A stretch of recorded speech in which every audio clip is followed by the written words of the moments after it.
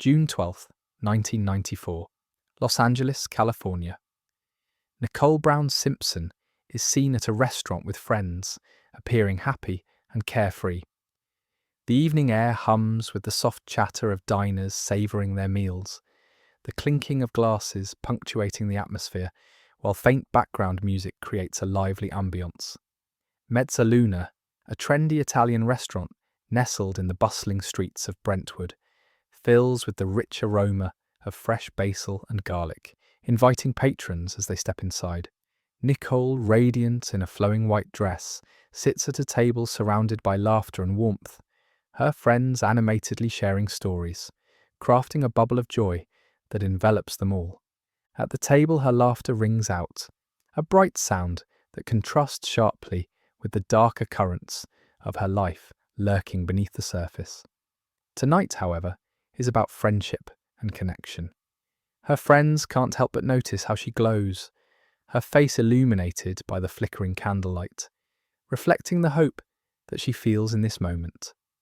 Plates of pasta and bottles of red wine are shared among the group, each bite and sip a celebration of their togetherness, blissfully unaware of the turmoil that has marked Nicole's life in recent months. Laughter. As the clock inches toward 10 p.m., Nicole glances at her watch, a subtle reminder that the night is drawing to a close. The restaurant's warm lighting casts a gentle glow across the room, and conversations begin to wind down, leaving a bittersweet nostalgia hanging in the air. She exchanges warm smiles and embraces with her friends, each hug imbued with unspoken support and love, a moment of safety before she steps back into her complicated reality. They all understand the pressures she faces, but are determined to uplift her tonight, if only for a little while longer. Soft music fades. Stepping outside, the evening air greets her with a refreshing contrast to the warmth of the restaurant. Nicole pauses for a moment on the sidewalk, taking a deep breath, inhaling the night filled with the sweet scent of jasmine and freshly cut grass, an invigorating reminder of summer. She glances back at her friends, her expression a mixture of gratitude and affection. They wave goodbye, knowing they have provided her a brief respite from the storm that awaits her at home. As she turns to walk to her car, the sound of her heels clicks against the pavement, echoing in the quiet street, a rhythmic reminder of the distance she must travel back to the life that looms ahead. Heels clicking, driving away, the streets of Los Angeles wrap around her, illuminated by streetlights, casting a soft glow on the asphalt. Inside her vehicle, a familiar playlist plays softly, the melodies wrapping around her like a comforting blanket. The radio fills the car with a mix of upbeat pop songs, but even the music cannot completely drown out the chaos waiting for her at home. Beneath the surface of her smile, a knot of anxiety tightens in her chest as she approaches the familiar driveway of her home.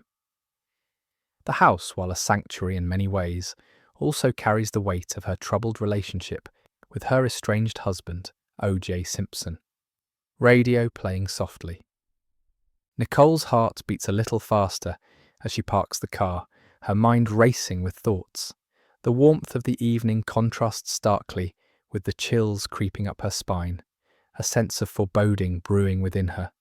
As she steps out of the car, the sounds of the neighbourhood filter through, the distant laughter of children playing and the hum of a passing car.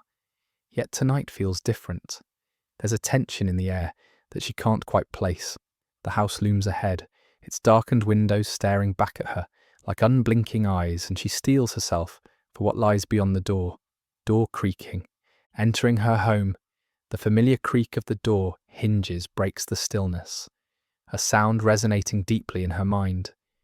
She calls out softly, her voice echoing through the empty halls, but there is no response. The silence envelops her, heavy and ominous, heightening her instincts. Her heart races as she moves deeper into the house, acutely aware of every creak of the floorboards beneath her feet. The scent of freshly brewed coffee lingers in the air, a stark reminder of the morning's routine that feels so distant now. Footsteps on floor. Nicole's friends had filled her with warmth just hours ago, yet now, alone in her home, she can feel the encroaching shadows of fear and uncertainty. Memories flood her mind, the arguments, the fear, the moments where she felt trapped in a whirlwind of emotions. She pauses in the kitchen, her fingers brushing against the countertop, cold and unyielding. The evening's joy seems like a distant memory, overshadowed by the reality of her life. She takes a deep breath, trying to steady herself, the faint sounds of the outside world fading into a suffocating stillness, creating a chasm between her past and the future she yearns for. Deep breath. In this moment, the weight of her choices presses down on her. It's more than just about that night. It's about survival, about the struggle to reclaim her narrative from the depths of fear and heartbreak. As she stands there, the echoes of laughter fade, replaced by a chilling silence that warns of what is yet to come.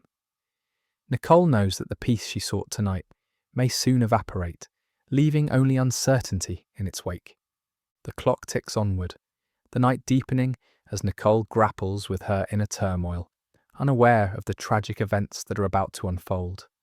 As the shadows lengthen around her, the story of her life takes a darker turn, leading to a night that will forever change the lives of those around her. The stage is set and the darkness looms, hinting at the peril that awaits just beyond the threshold of tomorrow. June 13th, 1994. Los Angeles, California. Police discover the bodies of Nicole Brown Simpson and Ron Goldman outside her home. The early morning air is thick with tension as the first light of dawn breaks, casting a pale glow over the quiet streets of this upscale neighborhood. The stillness is abruptly shattered by the distant wail of sirens, an unsettling sound that heralds the arrival of tragedy in a place that had been peaceful just hours before. As officers step out of their vehicles, they confront the grim reality of a crime scene that will soon capture national attention. The bodies are discovered at 875 South Bundy Drive, a location that now serves as a chilling reminder of the violence that has unfolded. Nicole and Ron lie motionless, their lives extinguished in a brutal act that defies comprehension. The crime scene is cordoned off, police tape fluttering in the gentle morning breeze, a stark contrast to the horror that has just transpired. It's estimated that the fatal blows were delivered around 12:10 a.m., leaving both victims with multiple stab wounds, a gruesome detail that underscores the brutality of the crime. The officers on the scene understand that they are not merely responding to a routine incident. They are faced with the aftermath of a violent act that will resonate throughout the community and beyond. As investigators begin their meticulous work, the somber atmosphere is punctuated by the sounds of radios crackling with urgent updates, the shuffle of shoes on gravel, and the murmurs of officers exchanging information. Each sound reverberates with a weight of loss that permeates the area, a community still unaware of the shocking details that will soon emerge in headlines across the nation. Neighbours cautiously peek through their curtains, feeling the unease settle in around them, a heavy blanket of confusion and dread as they try to grasp the unfolding tragedy. In the careful examination of the crime scene, detectives focus on piecing together the reality of the night. They secure evidence, hoping that each small detail will help unravel the mystery of what transpired. The air is thick with the scent of damp earth mingling with the sterile aroma of forensic equipment being unpacked. Officers work methodically, acutely aware that the choices made in these early hours could prove pivotal in their quest for answers. Every item documented could lead them closer to understanding the circumstances that resulted in this senseless loss of life. As the day progresses, the sun climbs higher, illuminating the stark reality of the situation. Police officers begin to interview neighbours, their voices tinged with shock and disbelief as they recount their late-night experiences. "I heard something, but I didn't think much of it," one neighbour recalls. casting a wary glance toward the investigation, their voice thick with confusion. This moment of reflection highlights not just what they heard, but the unsettling realization that the tranquility of their community has been irrevocably shattered. Amid the chaos of the investigation, the sound of more sirens draws near, signaling the arrival of additional personnel. Emergency response teams establish a perimeter, diverting traffic and keeping onlookers at a distance. The gathering crowd is a mix of curiosity and concern, their faces reflecting the confusion that grips the neighborhood as they strain to catch snippets of information.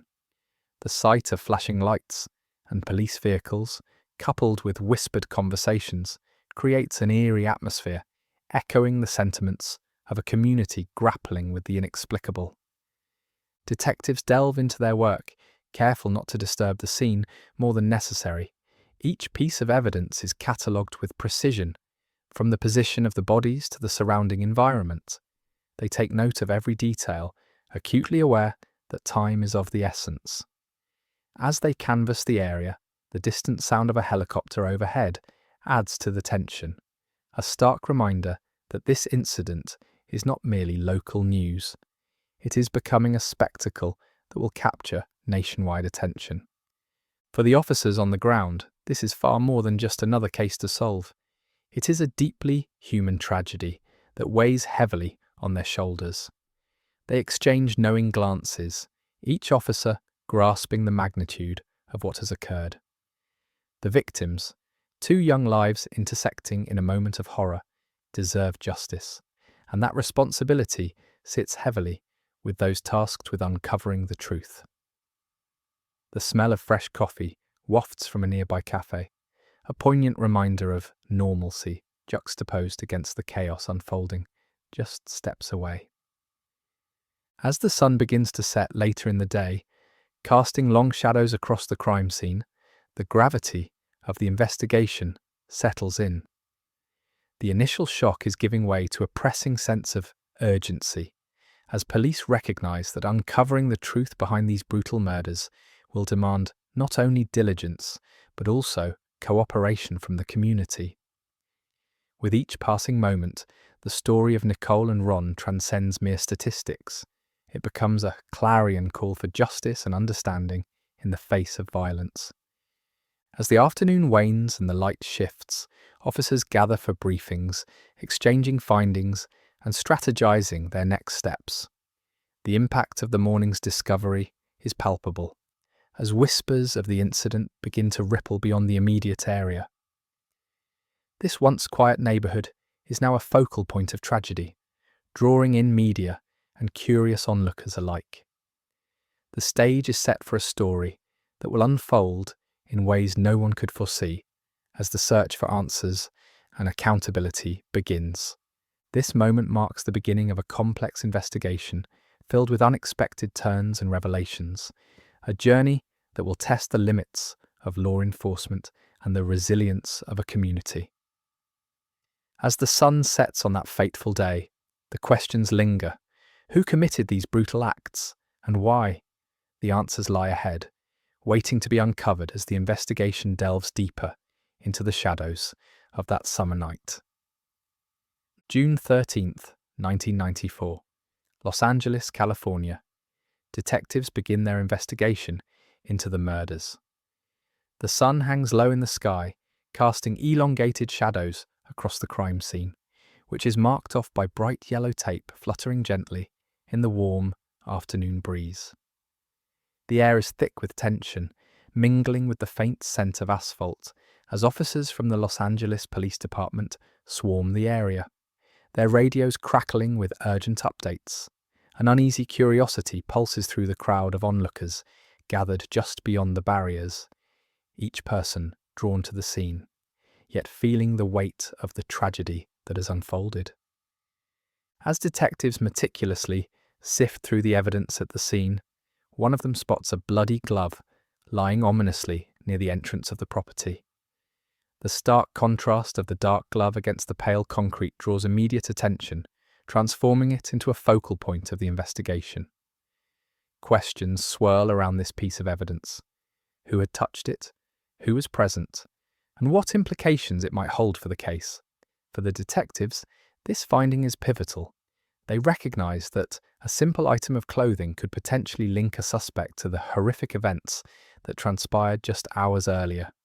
The sound of camera shutters clicking fills the air, capturing every angle of the evidence for the evening news as the gravity of the moment settles in. While the detectives examine the glove, a flurry of activity surrounds them. Police vehicles, lights flashing, create a chaotic symphony of law enforcement responding to a crime in a once quiet neighbourhood.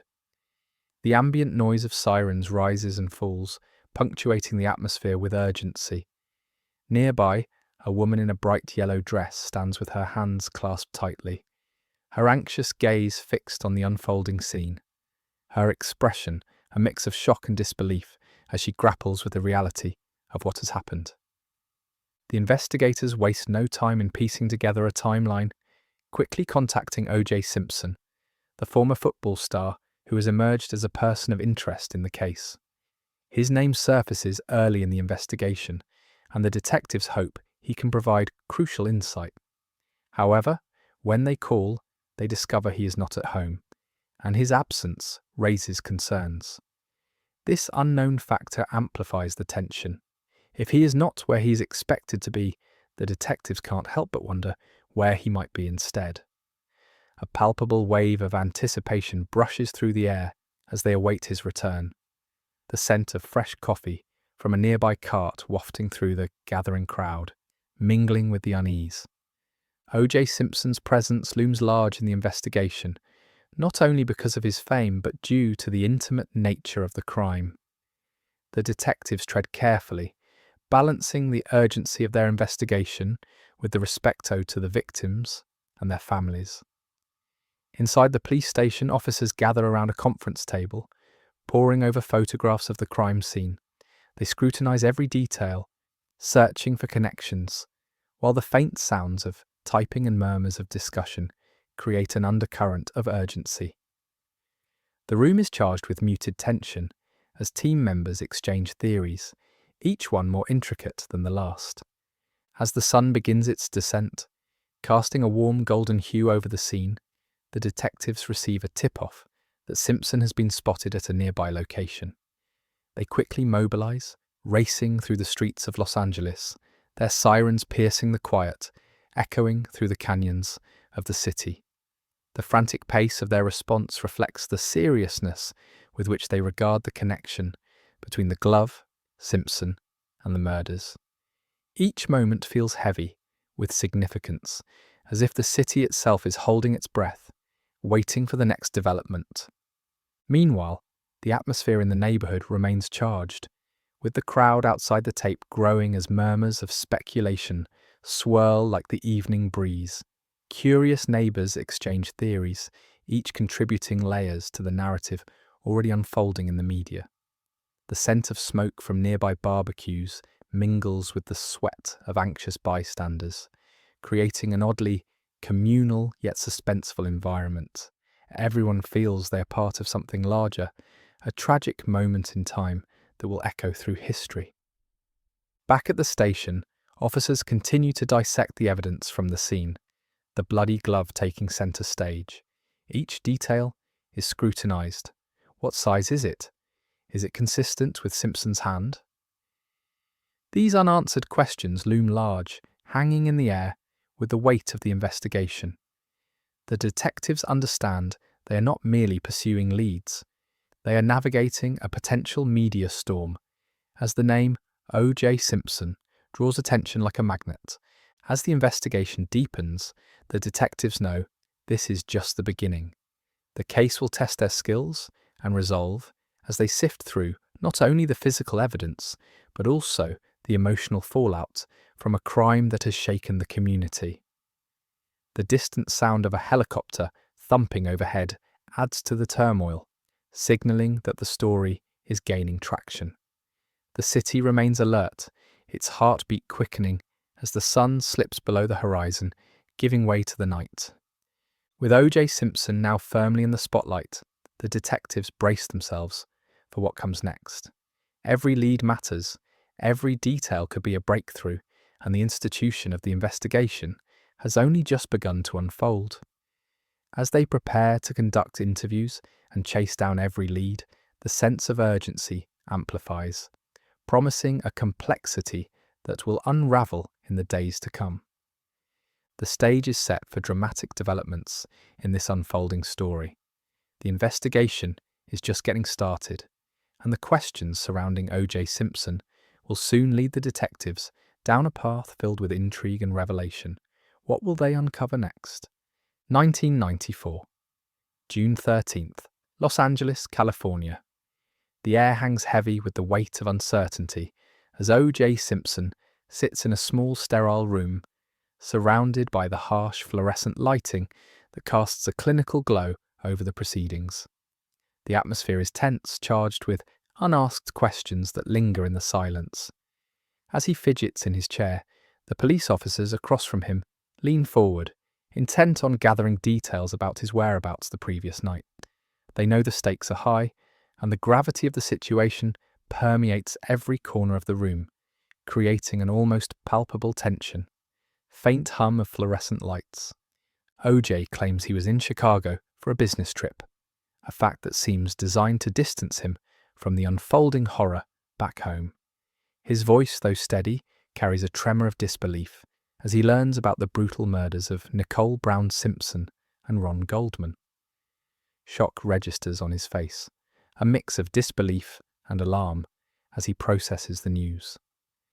"I was just there," he insists, almost as if trying to convince himself as much as the detectives.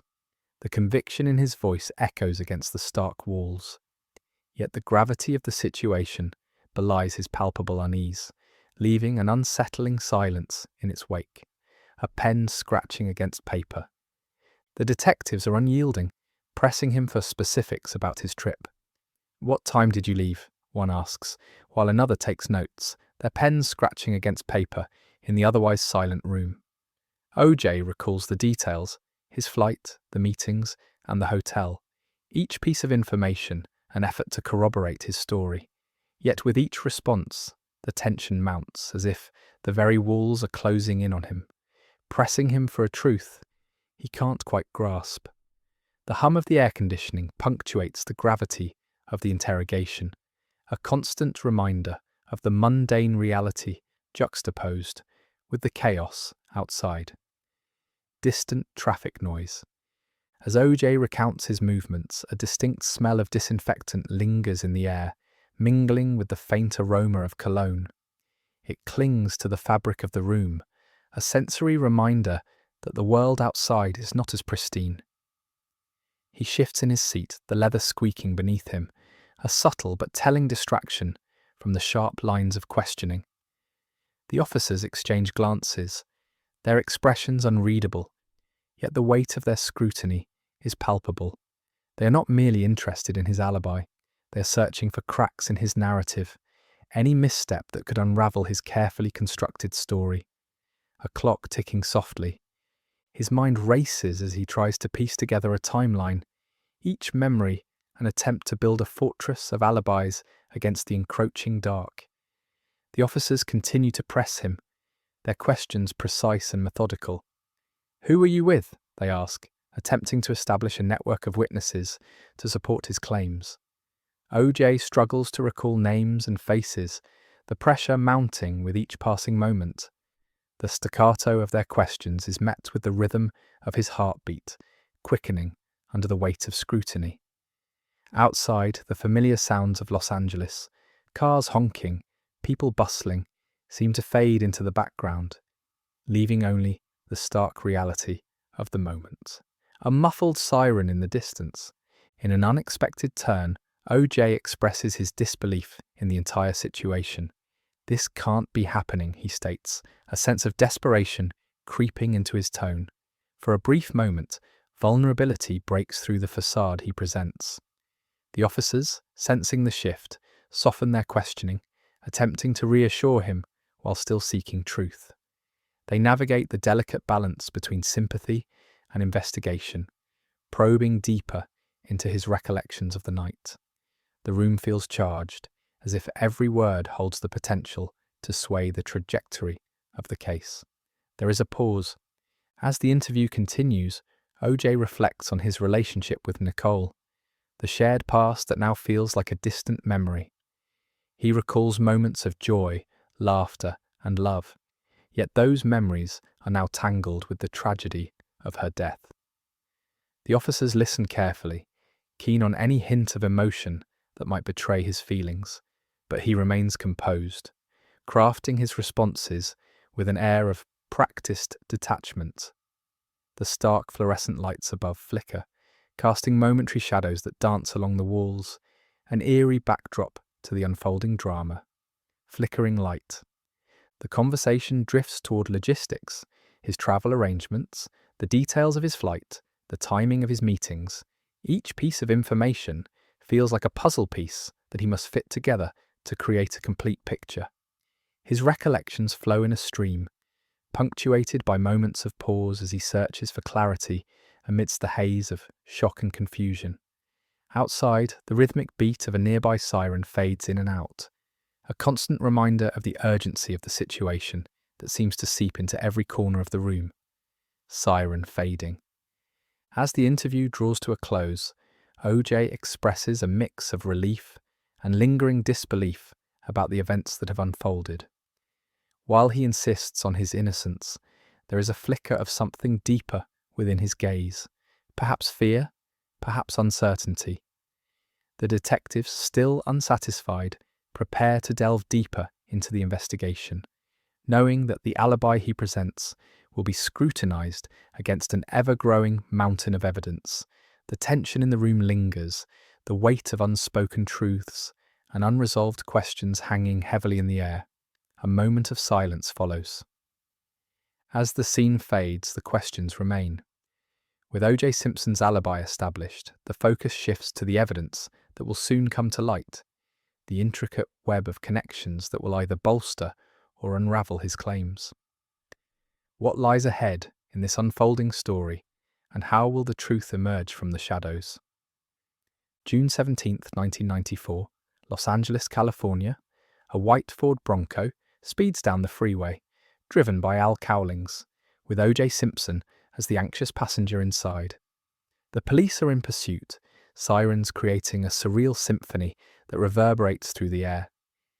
This moment, unfolding in real time, captures the attention of millions glued to their television screens. As the chase progresses, it feels as if the entire nation holds its breath, collectively wondering how this extraordinary scene will ultimately unfold.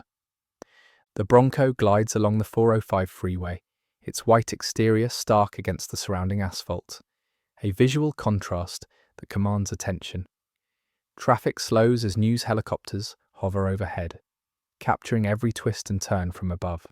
Viewers, both at home and on the streets, watch in disbelief as the chase plays out live. For those at home, the flickering images on the screen become a shared experience. Conversations cease and popcorn goes forgotten as the audience leans closer, captivated by the unfolding drama. The engines roar and the sound of tyres against pavement is punctuated by the distant wail of police sirens, a haunting accompaniment to this extraordinary spectacle. As the chase continues, Cowlings drives at a slow speed, markedly under the 40-mile-per-hour mark, creating an odd sense of urgency mixed with unease. OJ is seen in the back seat with a gun at his side, his expression a complex mix of fear and resignation, leaving viewers to ponder his state of mind. The Bronco weaves through traffic, a stark representation of a life in turmoil, reflecting deeper issues that the audience cannot yet fully comprehend. Meanwhile, onlookers on the freeway are drawn into the spectacle, many stopping their cars and standing on the roadside to watch this live drama unfold. The cacophony of horns and shouts from pedestrians merges with the sound of the helicopter blades, creating an almost surreal auditory landscape that grips the city. Television anchors scramble for words to keep pace with the unfolding chase, attempting to provide context to an event that feels increasingly surreal. Cameras catch glimpses of the police cars trailing closely behind, their lights flashing like a modern-day chariot race. With each passing moment, the gravity of the situation sinks in. This is not just a chase, it's a national moment, stirring strong emotions across the country. As millions watch, feelings of compassion, curiosity, and disbelief intermingle, creating a collective anxiety that permeates through households. The image of the Bronco, a vehicle once associated with adventure and freedom, now takes on a different meaning, representing a life unravelling under public scrutiny. The surreal nature of the chase amplifies as viewers witness the emotional toll it takes on those involved. Friends and family of Oj Simpson, initially excited to see a beloved sports icon, now find themselves grappling with the unfolding drama that blurs the lines between celebrity and criminality. On the streets, people react with a mix of hope and despair. Some shout words of encouragement, while others plead for Oj to surrender peacefully, a poignant reminder of the duality of fame, where adoration can quickly turn to fear. The echoing sounds of police radios crackle through the air, blending with the voices of onlookers, creating a chaotic backdrop to this moment in history. As the chase stretches on, the sense of time warps. Minutes turn into an hour, yet the tension feels unyielding. Following the Bronco's path, viewers witness the surreal spectacle of life playing out in slow motion. The sun hangs low in the sky, casting a golden hue over the scene, an ironic contrast to the turmoil within the vehicle. In homes across America, viewers sit transfixed, their hearts racing in tandem with the slow-moving Bronco. The chase becomes a dark spectacle, a blend of entertainment and tragedy, as those watching grapple with the implications of the events unfolding before them. In these moments, the police negotiate with both caution and determination, attempting to bring the chase to a safe conclusion. Oj Simpson's mental state remains a mystery, adding layers of intrigue to the spectacle. The world outside the Bronco feels like a distant reality, one that seems to fade as the pursuit continues. The air thickens with tension as police communicate with the driver, their authoritative voices crackling over the airwaves, urging for a peaceful resolution. However, the emotional stakes are high, and the complex dynamics of fame, mental health, and public perception intertwine, leading many to question the real story behind the chase. Finally, as night begins to fall and the sun sets on this bizarre chapter, the Bronco pulls into a driveway, the chase reaching a critical juncture. The unmistakable sound of tyres crunching on gravel signals a moment of stillness, a brief respite in a day fraught with tension. Police surround the vehicle, lights flashing like a beacon in the worsening dusk, illuminating the faces of officers and observers alike. The feeling is electric, a gripping moment that calls for deep breaths and collective silence as those watching begin to sense the impending climax to this extraordinary pursuit. As the camera captures the final moments of the chase, the world holds its breath. All eyes on the Bronco parked under the dim glow of the streetlight. Will Oj emerge peacefully, or will this moment devolve into chaos? The answers remain uncertain, suspended in time, as everyone waits with bated breath for the next chapter of a story that has already captivated the nation. With anticipation still hanging in the air, the Bronco's fate hangs in the balance, setting the stage for what will happen next in this dramatic saga. June 17th, 1994, Los Angeles, California. Oj Simpson surrenders to police at his home, the air thick with tension and uncertainty as local news cameras capture the scene. Just days earlier, millions watched in disbelief as a white Ford Bronco, driven by his friend Al Cowlings, led police on a slow-speed chase through the streets of Los Angeles. It was a surreal spectacle, one that kept viewers glued to their screens. Now Oj stands at a crossroads, surrounded by flashing lights and the murmurs of onlookers, the weight of mounting evidence and public scrutiny pressing down on him. As police officers approach, Their uniforms glinting in the bright California sun, OJ raises his hands in a gesture of surrender. The reality of his situation crashes down, heavy and suffocating. He faces 2 counts of murder in the deaths of his ex-wife, Nicole Brown Simpson, and her friend, Ron Goldman. This moment is steeped in gravity, altering the trajectory of his life forever. The sound of cameras clicking fills the air, blending with distant sirens. Each pop a reminder that this is not merely a private affair, but a public spectacle unfolding before the world. The atmosphere buzzes with anxiety and anticipation, a palpable reminder of the historical significance of what is happening. The officers, composed and methodical, guide him away from the front door and towards the waiting squad car, their movements deliberate and precise. OJ's expression is difficult to interpret, a mix of resignation and disbelief flickering across his features as he walks, each step resonating in the silence that briefly envelops the crowd. As he approaches the car, the tension in the air crackles like static electricity, as if time itself is holding its breath. OJ is placed in the back of the patrol vehicle, the metal door closing with a finality that reverberates through the street. This sound punctuates a chapter of his life, starkly contrasting with the glitz and glamour that once defined him as a football star and Hollywood icon. Now he finds himself handcuffed and charged with heinous crimes, an image that is both surreal and tragic. The crowd, a mix of supporters and skeptics, watches with bated breath, their murmurs blending into a cacophony of disbelief and speculation. In the moments that follow, as the patrol car pulls away from the curb, the reality of the situation settles over those gathered. The vibrant atmosphere of celebrity has morphed into something darker, transforming into a tableau of human complexity and societal reflection. Faces in the crowd display a spectrum of emotions: shock, anger, sadness, all intertwined in a profound commentary on fame, justice, and morality. The police presence is heavy, a stark reminder that this is not merely a celebrity scandal, but a significant moment in American legal history, one that will be scrutinized and dissected for years to come.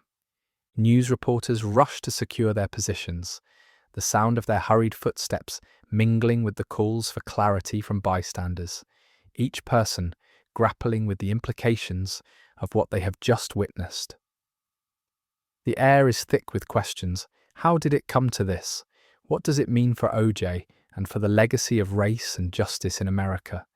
This moment serves as a crucible, boiling with the potential for transformation, and its impact will resonate through the justice system and society in profound ways. The significance of O.J. Simpson's arrest cannot be overstated. Until this point, he'd seemingly danced through life, untouched by the consequences that ensnare others.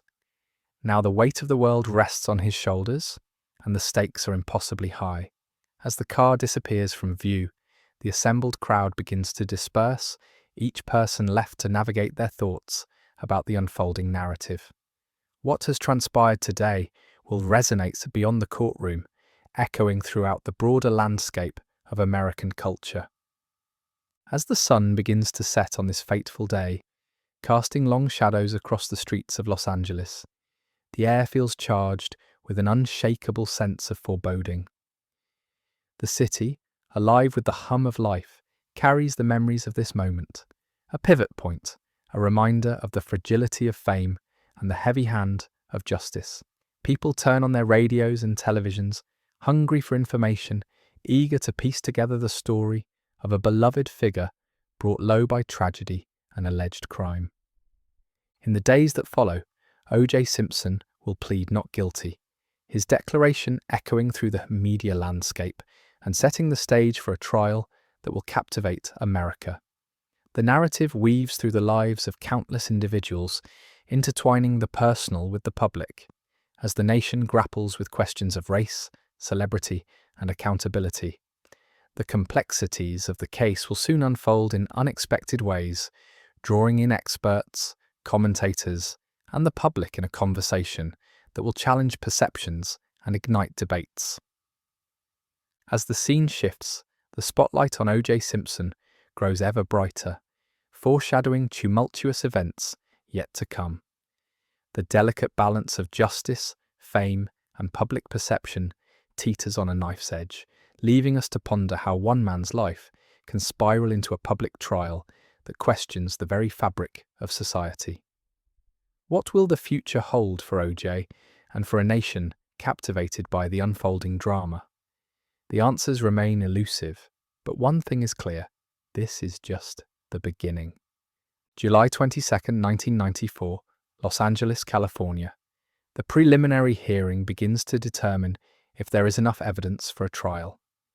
The courtroom buzzes with a palpable tension, filled with the low murmur of onlookers and the faint scent of polished wood mingling with the stale aroma of coffee, remnants of the long hours spent in deliberation. As the judge enters, an immediate silence envelops the room, thick with anticipation, as all eyes converge on the bench, waiting for the proceedings to unfold. The prosecution stands first, a determined figure ready to present the evidence that could lay the foundation for the case. With a steady voice, the prosecutor recounts the moments surrounding the critical 911 call, an urgent plea for help that hangs heavy in the air. The recording, a chilling glimpse into desperation, captures the frantic tone of the caller, each word echoing with haunting clarity. In that moment, the listeners can almost feel the weight of the caller's fear, an intangible tension vibrating through the courtroom as they absorb the gravity of the situation. Faint static from the recording. As the prosecutor speaks, the stark contrast between their authoritative tone and the emotional weight of the call creates a palpable tension in the room. The audience leans in, straining to catch every detail, as images of the scene begin to form in their minds, a narrative steeped in unease. The prosecutor gestures emphatically, driving home the point that this evidence is not just a record of an emergency. It is a narrative thread weaving through the heart of the case, compelling and urgent. The prosecution continues to present additional evidence, including photographs and witness statements, as the courtroom remains hushed, the air thick with intrigue and anxiety. Each piece of evidence is laid out meticulously, scrutinized as if dissecting a complex puzzle. The overhead lights cast a stark glow on the faces of those present, illuminating expressions ranging from curiosity to disbelief.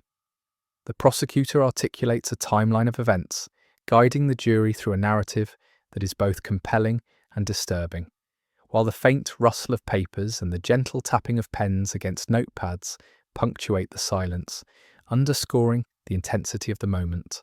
Soft rustling of papers. Yet as the prosecution weaves its story, the defense prepares to counter, creating an intellectual chess match within the courtroom. The defense attorney rises, a calm presence amid the storm of accusations. With a measured demeanor, he begins to dismantle the prosecution's assertions, revealing inconsistencies and raising questions about the reliability of witnesses. His voice resonates through the courtroom, commanding attention as he challenges the jury to look beyond the surface and consider the nuances of the case. Each point made by the defense serves as a counterweight to the prosecution's claims, creating a delicate balance of narrative forces in the room. The air thrums with the tension of this intellectual sparring, a battle not just of facts but of persuasion, as the defense seeks to plant seeds of doubt in the minds of those listening. The attorney's smooth delivery contrasts sharply with the charged atmosphere, as if he aims to soothe the growing unease that has settled like a fog over the proceedings. Distant murmurs from spectators. As the hearing unfolds, the murmur of spectators fills the background, punctuating the silence with hushed comments as they share their perceptions of the drama unfolding before them. The faint sound of a clock ticking in the corner serves as a reminder of time slipping away, each tick echoing like a heartbeat, amplifying the urgency of the situation within the confines of the courtroom. Participants grapple with the gravity of the moment, acutely aware that this preliminary hearing is a critical juncture in the case, a threshold that could shape the course of justice. The prosecution and defense continue their back and forth, with the judge interjecting as necessary, guiding the proceedings to maintain order. The gavel strikes to restore calm whenever voices rise above a whisper, the sound reverberating through the chambers, a stark reminder of the legal framework in which they operate. Each interaction, each piece of evidence, each argument presented adds to the growing tapestry of the case, drawing those present deeper into the unfolding narrative. Gavel striking. This hearing examines not only the facts but also the human emotions intertwined within them: fear, anger, confusion. Witnesses describe their experiences, painting a vivid picture that transcends mere words, their testimonies rich with nuance that evokes both sympathy and skepticism. The prosecution's reliance on the 911 call becomes a focal point, reinforcing the notion that the truth, however jarring, must be illuminated. As the hearing approaches its conclusion, a palpable shift fills the air, a collective intake of breath as the judge prepares to summarize the proceedings. The moment feels suspended in time, the weight of the decision hanging over everyone like a heavy shroud, waiting to be lifted by the final ruling. The courtroom, once buzzing with whispered speculation, settles into a charged quiet, a shared understanding that they are participants in something much larger than themselves. As the preliminary hearing wraps up, the atmosphere thickens with unresolved questions and the promise of what lies ahead. The gavel strikes one last time, signalling the end of this chapter, yet the implications of today's proceedings linger like an echo. With uncertainty hanging in the air, those present know that the story is far from over, and the quest for truth continues. What will the judge decide? What evidence will emerge next? The courtroom holds its breath, waiting for the next act in this unfolding drama. January 24th, 1995, Los Angeles, California. The trial of Oj Simpson officially begins, a moment that sends ripples through the halls of justice and the streets outside the courthouse. Crowds gather, their faces reflecting a blend of anticipation and disbelief, while the media descends like a swarm of locusts, eager to capture every detail of the unfolding drama. The air is thick with tension, punctuated by the relentless clicking of camera shutters and reporters shouting into their microphones, each vying to relay the day's events to millions watching from home. Camera clicks. In the courtroom, Judge Lance Ito presides, embodying calm authority amidst the brewing storm of public interest. Known for his meticulous attention to detail, Ito faces the daunting task of maintaining order in a trial that promises to be both sensational and complex. The jury selection process begins, a critical step that will determine the fate of Oj Simpson, a former football star and cultural icon now facing serious charges. Potential jurors sit in the jury box, their expressions revealing a mix of anxiety and curiosity as they grapple with their role in this rapidly evolving national spectacle. Gavel bangs. As the gavel echoes through the courtroom, it signals the start of a carefully orchestrated process. Lawyers from both sides present their cases, probing the backgrounds and beliefs of those who will ultimately decide the outcome. Each question is crafted to uncover biases or preconceptions, and the tension in the room is palpable, almost electric, as jurors navigate the labyrinth of their own thoughts and emotions. Outside, the public reacts with fervour. Some express unwavering support for Simpson, while others demand justice for the victims. The streets fill with voices, creating a symphony of opinions that reflects the wider societal divides surrounding race, celebrity, and the legal system. Distant crowd murmurs. As the morning unfolds, the trial transcends its legal roots, morphing into a cultural event that encapsulates the zeitgeist of the mid-1990s.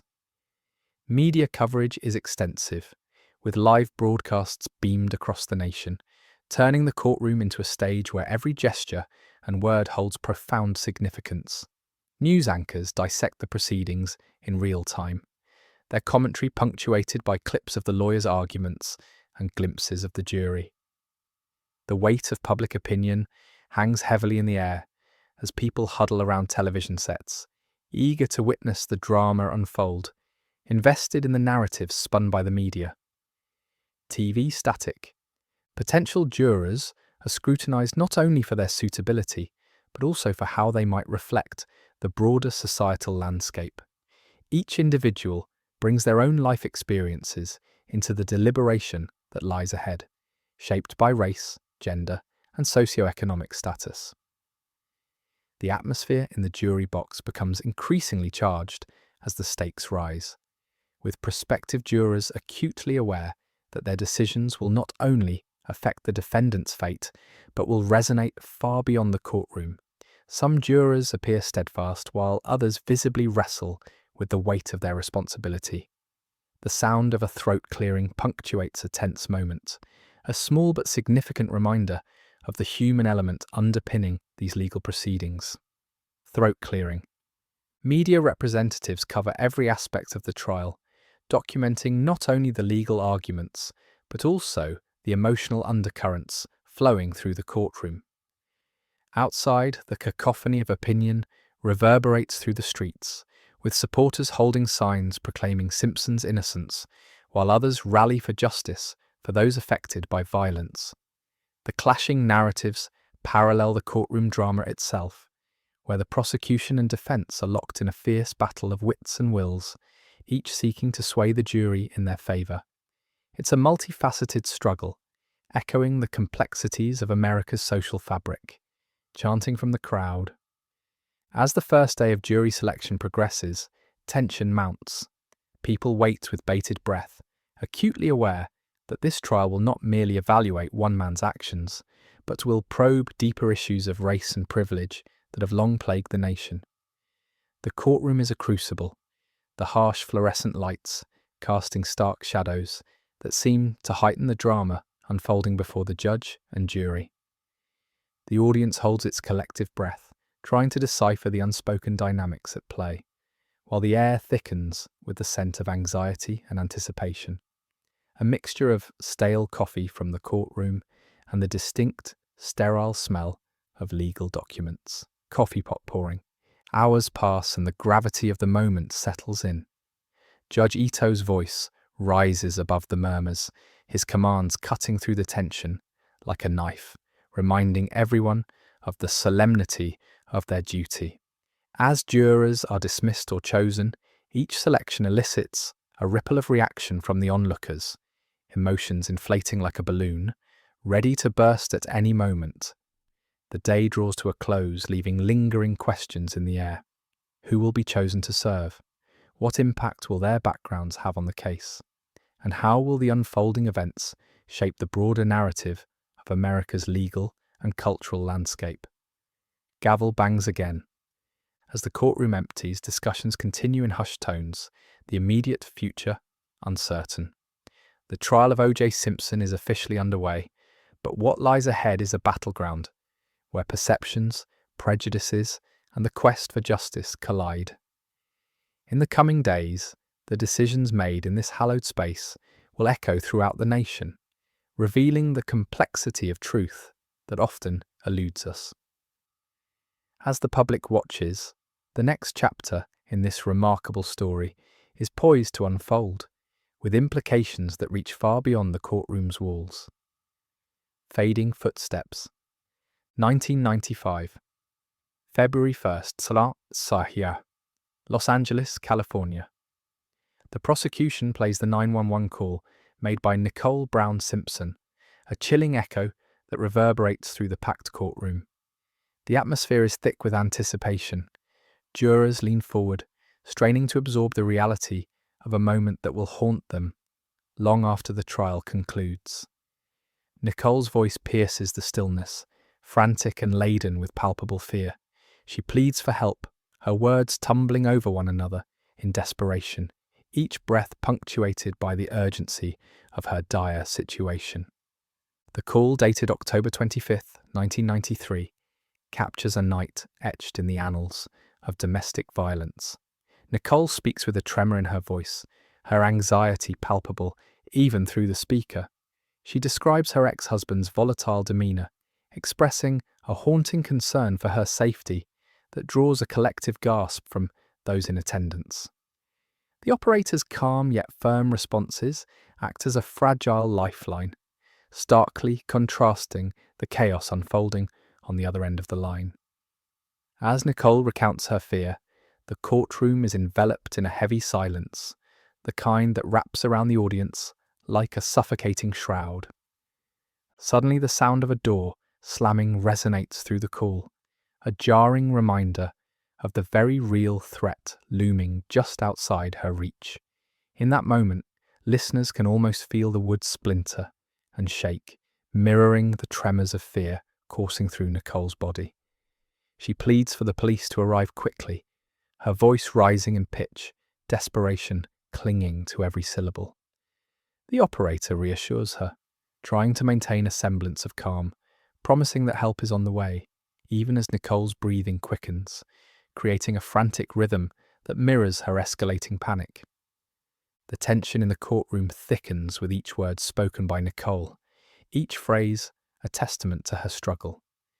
She describes the violence she has endured, the emotional scars that run deep, invisible to the eye, but painfully present within her. Jurors sit, immobilized by the weight of her testimony, as Nicole articulates her fears with heartbreaking clarity. It's an undeniable truth that winds its way through the room, binding the observers in a shared moment of horror. How many others have experienced this same terror behind closed doors? The question lingers, unspoken yet heavy in the air. Nicole's voice breaks as she recounts an incident when she found herself cornered, trapped in her own home. Each quiver of her tone conveys a narrative far more profound than mere words. It's a visceral portrayal of a woman grappling with the reality of her situation. The operator remains composed, but it's evident that this call is more than just another routine emergency. It's a chilling reminder of a life in turmoil, encapsulated in the space of a few breathless minutes. As Nicole continues to speak, the sounds of her surroundings begin to seep into the call, the distant wail of sirens creeping closer. The juxtaposition between her terror and the promise of relief creates a tension that grips the courtroom tighter. The audience can almost feel the weight of those final minutes, the air thickening with anticipation. What will happen next? How long will it take for help to arrive? A sense of urgency amplifies with each passing second, a collective heartbeat echoing the rising panic in Nicole's voice. In that moment, the call becomes an unyielding piece of evidence, testimony not just about a singular night, but a narrative that reflects a broader societal issue. The jurors are not merely hearing a woman in distress, they are witnessing the culmination of years of fear and violence, encapsulated in her desperate cries for help. This moment reverberates through the courtroom, igniting a conversation that transcends the trial itself, a conversation about the realities of domestic abuse that can no longer be ignored. The emotional weight of the call hangs heavy as the audio ends, leaving a silence that feels almost tangible. Jury members sit in rapt contemplation, visibly shaken by the raw honesty of Nicole's plea. They have just been given a glimpse into a world filled with fear, a world many wish to shy away from acknowledging.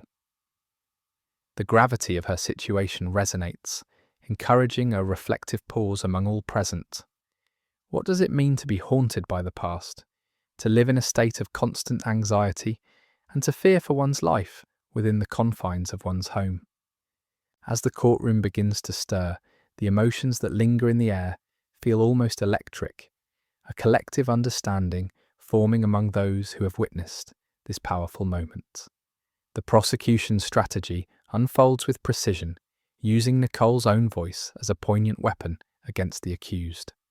The rawness of her experience demands attention, forcing jurors to grapple with an uncomfortable truth. The reality of domestic violence is often far too close for comfort. As the session concludes, the weight of the moment lingers in the air, a palpable tension that will carry over into the next phase of the trial. Nicole's voice, imbued with fear and resilience, becomes a haunting reminder of the fragility of life and the dire consequences of unchecked violence. The courtroom begins to clear, but the echoes of the 911 call reverberate within the minds of all who listened, setting the stage for a deeper exploration of the complexities surrounding this case in the moments to come. January 15th, 1995, Los Angeles, California. Forensic experts testify about the blood evidence found at the scene. The courtroom is thick with tension, every corner echoing the subdued sounds of shuffling papers and the soft rustle of suits as the prosecution gears up to present its case against Oj Simpson. The audience leans in closer, the air heavy with anticipation, as the lead forensic expert steps into the witness box, a figure of gravity and resolve, ready to unveil the crucial details that may shape the outcome of this high-profile trial. With a calm yet authoritative demeanour, the expert begins to describe the blood evidence collected from the crime scene outside Nicole Brown Simpson's home. He meticulously outlines how the samples, preserved with utmost care and analysed with precision, yield a definitive match to O.J. Simpson's DNA. His steady voice reverberates through the courtroom, and the emotional weight of his words is palpable. Jurors and onlookers alike process the significance of this revelation. The blood, they realise, forges a direct link between the former football star and a horrific murder. A faint scent of antiseptic lingers in the air, a stark reminder of the sterile environment from which this evidence emerges, contrasting sharply with the grim reality of the crime being discussed. As the expert continues to present evidence, the tension in the room escalates. He reveals that, in addition to the blood found at the scene, DNA matching OJ is also discovered on a glove, located at his residence. This connection deepens the narrative against Simpson, weaving a thread of forensic science into the prosecution's case. The clicking of pens fills the silence as journalists rush to capture every detail of this pivotal moment, their urgency underscoring the gravity of the unfolding revelations. The audience can almost feel the pulse of suspense quickening, as if the very heartbeat of the room synchronizes with the expert's testimony. The defense, ever vigilant, counters with a seasoned investigator who raises questions about the integrity of the evidence collection process. He meticulously scrutinizes the procedures employed by the LAPD, suggesting the possibility of contamination or mishandling of critical samples.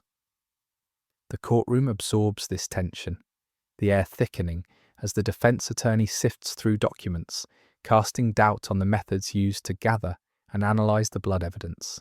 The clinking of glasses and hushed murmurs of legal discussion create an unsettling backdrop, a reminder that each detail could sway the jury's perception in unpredictable ways. Undeterred by the defense's insinuations, the forensic expert stands firm, asserting the rigor of the scientific testing and the protocols adhered to throughout the process. He explains the robust nature of DNA analysis, emphasizing that the chances of a false positive are astronomically low. His words linger in the air, a blend of certainty and scientific precision. Yet the defense's challenges cast a long shadow over his assertions. The audience shifts uneasily, caught in a tug-of-war between conviction and doubt, as they grapple with the conflicting narratives presented in the courtroom. As the testimony unfolds, the emotional response from the gallery intensifies. Some spectators visibly grip their seats, while others engage in hurried whispers, exchanging thoughts on the credibility of the evidence. The tension escalates when the expert mentions the potential for cross-contamination during evidence collection, a notion that sends a ripple of unease through the room. Outside, the sun casts long shadows on the courthouse steps, a stark contrast to the darkness of the case being examined within, as the public waits anxiously for updates on the trial. As the forensic expert concludes his testimony, the defense lawyer prepares for cross-examination, determined to dismantle the foundations of the prosecution's case. A reverent hush envelops the courtroom, the faint sound of a clock ticking punctuating the silence, a reminder of the relentless march of time within this high-stakes trial. The defense attorney probes into the specifics of the evidence handling, questioning the motivations and potential biases of the investigators involved. Each question is met with a calculated response, showcasing the expert's confidence in the methods employed. The focus sharpens on the forensic details, creating a rhythm of tension that fluctuates like a pendulum, swinging between certainty and doubt with each exchange. The expert's steadfastness stands in stark contrast to the defense's attempts to instill uncertainty. The audience leans in, captivated by this battle of wits, acutely aware that it is not merely evidence being dissected, but the very fabric of truth being woven and unwoven before their eyes. The faint aroma of coffee wafts through the air, mingling with the scent of freshly printed court documents. As the trial unfolds like a slow-motion drama, each moment steeped in significance. As the expert finishes, the courtroom erupts into a flurry of discussions, whispers, and the shuffling of papers, with jurors contemplating the heavy implications of the testimony. They reflect on the stark reality that the blood evidence, a seemingly clinical aspect of the case, carries with it profound human tragedy and loss. The emotional weight hangs in the air like a dense fog, enveloping the room in a somber reminder of the lives irrevocably altered by the events in question. A moment of pause envelops the courtroom, allowing the truth to settle. The expert steps down from the witness stand, and the tension rises as the jury deliberates on their next move. Will they choose to believe the forensic evidence that connects Simpson to the scene, or will the defense's challenges cast enough doubt to sway their judgment? The stakes remain impossibly high, and with every heartbeat, the audience waits for the next revelation to unfold, as the truth hangs precariously in the balance. As the scene shifts, the echoes of the forensic expert's testimony linger, refracting through the minds of those present. The courtroom anticipates the next chapter, where the intricate dance between evidence and human emotion continues to unfold, a testament to the complexities of justice and the relentless pursuit of truth. June 15th, 1995. Los Angeles, California. The infamous glove demonstration takes place in court. Inside the courtroom, an electric tension fills the air, drawing the attention of spectators, jurors, and legal minds alike. The atmosphere is thick with anticipation, each heartbeat echoing the weight of the moment. Judge Lance Ito sits poised, ready to oversee what many believe could be a pivotal turning point in the trial of Oj Simpson. The defense team's strategy hinges on this dramatic moment about to unfold. Oj Simpson, the former football star turned defendant, stands before the jury, dressed in a classic suit that sharply contrasts with the chaos surrounding him. He moves slowly, deliberately, approaching a table where the infamous glove awaits. This glove has become synonymous with the accusations against him, a piece of evidence that could either cement his fate or serve as a lifeline. The courtroom is saturated with the faint scent of polished wood and the lingering odour of anxiety, a reminder of the high stakes involved. Oj lifts the glove, his fingers trembling slightly. Time feels as though it has slowed to a crawl. As the defense attorney asks him to try it on, the eyes of the jurors watch with intense scrutiny, their expressions a mixture of curiosity and apprehension. Oj slips his hand into the glove, but as he pulls it on, a palpable sense of disbelief ripples through the room. The glove appears to be too small, snug against his hand in a way that raises doubt. Gasps resonate softly, followed by murmurs from the gallery as spectators grapple with what they are witnessing. This is not just a demonstration, it is a statement. The defense immediately seizes the moment, arguing that the glove could not possibly belong to Oj Simpson if it does not fit. The words hang heavy in the air, accompanied by the low hum of the air conditioning, punctuating the intensity of the trial. The implications are profound, as the defense suggests the glove may have been planted, manipulating the narrative of the case. The jurors exchange glances, their faces a canvas of uncertainty as they weigh the conflicting messages laid before them. As OJ struggles to get the glove on, his brow furrows with concentration, glancing toward his legal team for reassurance. Their expressions reflect the urgency of a moment that could sway public opinion and the jury alike. The courtroom is alive with sound, the rustle of papers, the creak of chairs, and the soft whispers of onlookers fill the space, underscoring the tension that has reached its zenith. Here in this spotlight, the question looms large. Is this evidence enough to establish guilt, or does it simply point to a flawed investigation? Meanwhile, the prosecution remains steadfast, determined to counter the defense's narrative. They remind the court that the glove was found at the crime scene, stained with the blood of Nicole Brown Simpson and Ron Goldman. The forensic expert's testimony lingers in the jurors' minds as vivid images of the past intertwine with the present. The air is thick with the lingering scent of tension, a collective breath held as the significance of the glove weighs heavily on everyone present. The judge, with his gavel poised, attempts to maintain order amid the rising emotions, embodying the gravity of the proceedings. He calls for silence, allowing the courtroom to settle as he prepares to address the jury. The silence is almost deafening, a stark contrast to the earlier noise. The jurors, caught in a whirlwind of conflicting narratives, must now grapple with what they have witnessed. As the demonstration concludes, OJ removes the glove and steps away from the table, a sense of resignation washing over him.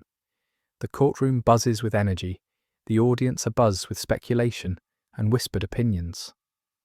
Outside, camera flashes capture the moment, a stark reminder of the media frenzy that surrounds the trial.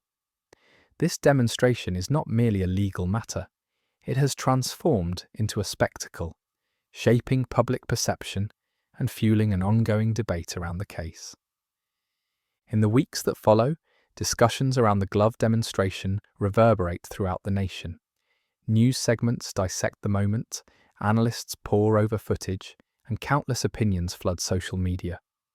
The courtroom has become a stage where the lines between justice and celebrity blur. Outside the courthouse, the crowd reflects the broader societal divides, embodying differing views on race, privilege, and justice that the trial has unearthed. As the trial presses onward, the glove demonstration looms large in the minds of jurors and the public alike. It is a pivotal moment that not only highlights the complexities of the case, but also serves as a reminder of the human tragedy at its core.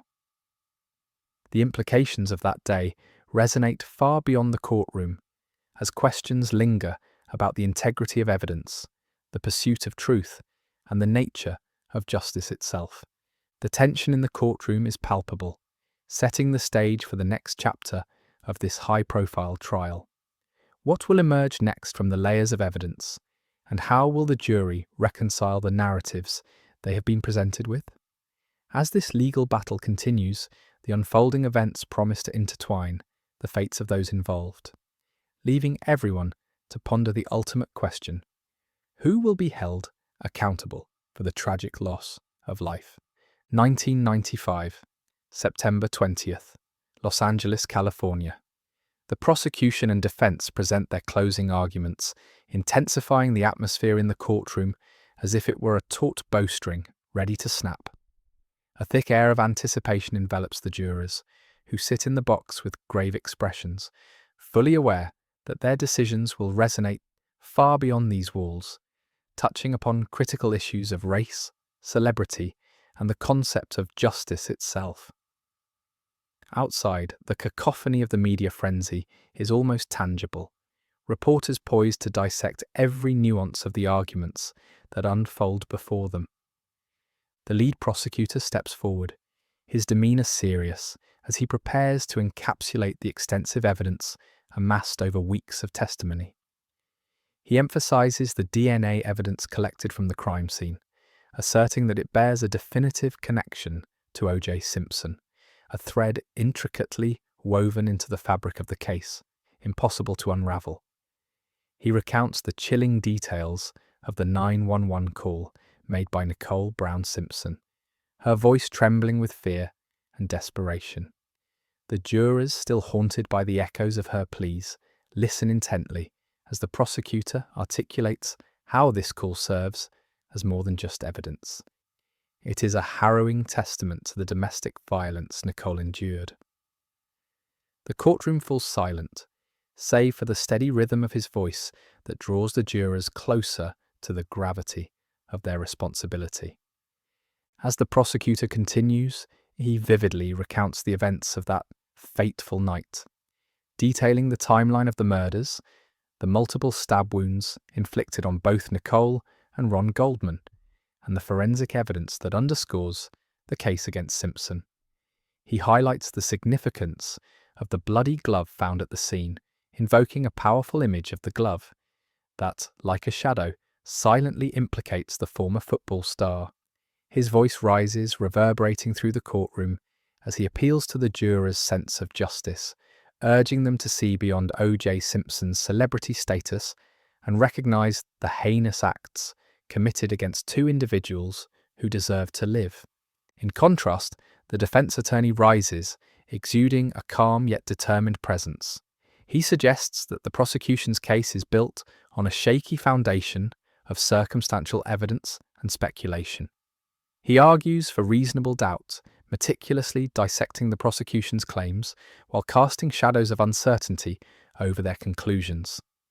He points to perceived lapses in the investigation, questioning the integrity of the evidence collection process and hinting at the possibility of contamination. As he speaks, the atmosphere thickens with skepticism, his voice weaving through the courtroom like a cool breeze, momentarily dispelling the heat of the prosecutor's assertions. The defense attorney emphasizes the complexities of the case, reminding the jurors that their duty is not only to seek conviction, but to ensure that justice prevails without compromise. He highlights discrepancies in witness statements, urging the jury to consider the implications of the testimonies presented, casting doubt on the narrative that the prosecution has carefully curated. The soft hum of the air conditioning punctuates the tension, a reminder of the sterile environment of the courtroom, contrasting sharply with the emotional weight of the arguments being laid bare. He asks them to remember the importance of due process, of the presumption of innocence that is a cornerstone of American justice. As the closing statements unfold, the public sentiment surrounding the trial looms large, a spectre hovering over the proceedings. The courtroom becomes a microcosm of a divided society, embodying the cultural fractures that this case has illuminated. Outside, protesters and supporters gather, their conflicting chants echoing faintly through the walls, each side fervently advocating for their version of justice. Inside, jurors are acutely aware that their decision transcends guilt or innocence. It reflects deep-seated societal issues that resonate far beyond the case itself. The prosecutor resumes, shifting the focus back to the victims. He speaks earnestly about Nicole and Ron, not merely as names in a tragic story, but as individuals whose lives were brutally extinguished. He implores the jury to remember the faces behind the evidence, the laughter and love that existed before the tragedy, drawing a stark contrast to the brutal reality of their deaths. A moment of stillness envelops the room as he concludes his argument, the weight of his words settling around the jurors, inviting them to grapple with the emotional and ethical implications of their forthcoming choices. The defense takes the floor once more, reinforcing the notion that the emotional pull of the case should not cloud their judgment. He reiterates that they must adhere to the principle of reasonable doubt, suggesting that the prosecution has failed to meet the burden of proof required for a conviction. He invokes the idea of justice, warning that a rush to judgment could lead to an irreversible mistake.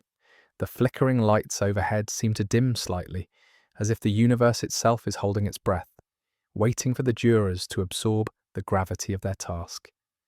With both sides having presented their closing arguments, the atmosphere in the courtroom is electric, a mix of tension and reflection. The jurors are now tasked with deliberation, the weight of their decision looming large like a storm cloud. As they are led out to begin their discussions, the courtroom collectively exhales, a moment of release amidst the intensity of this legal battle. Everyone present is acutely aware that the next steps will not only shape the lives of those directly involved, but will also ripple through society, touching on themes of race, celebrity, and justice that remain as relevant today as they were then. The gavel strikes as the judge calls for order, signalling the start of a new phase in this monumental case. What conclusions will the jury reach? As deliberations unfold, the world outside remains riveted, each person waiting to see how the scales of justice will tip. 1995, October 3rd, Los Angeles, California. The jury delivers its verdict in the Oj Simpson trial. Inside the packed courtroom, a palpable tension hangs in the air as the moment that has captivated the nation for months approaches. Judge Lance Ito, his expression grave, calls for order, the sound of his gavel striking the wood, resonating through the murmurs of anticipation like a clarion call. The 12 jurors sit in their box, their faces reflecting a blend of resolve and uncertainty, acutely aware that their decision could alter not only Oj Simpson's life, but also the lives of Nicole Brown Simpson and Ron Goldman's families, and the emotional landscape of America itself. As silence envelops the room, the jury foreperson rises, a piece of paper trembling slightly in their hands. All eyes fixate on this solitary figure, the weight of their verdict poised to shift the world beyond the courtroom walls. With a measured breath, the foreperson reads the words that will echo through the history.